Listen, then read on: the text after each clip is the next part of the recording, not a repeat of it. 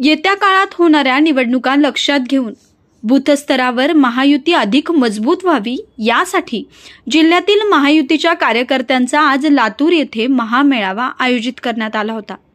राज्याचे क्रीडा मंत्री संजय बनसोडे यांच्या भाषणादरम्यान अहमदपूरचे राष्ट्रवादीचे आमदार बाबासाहेब पाटील डुलक्या घेत असल्याचं चित्र कॅमेऱ्यात कैद झालंय। भरगच्च कार्यक्रमात आमदार बाबासाहेब पाटील यांना झोप आवरता आली नाहीये।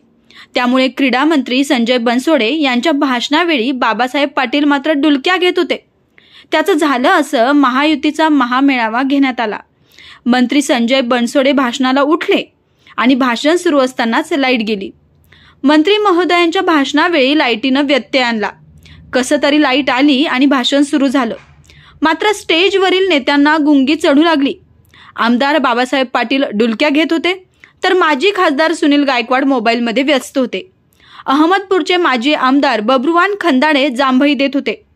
त्यामुळे नेत्यांनी महायुतीच्या कार्यकर्त्यांना मार्गदर्शन करण्यापेक्षा स्टेजवरील नेत्यांच्या झोपीवर आवर घालावा, म्हणजे मेळावा सफल होईल।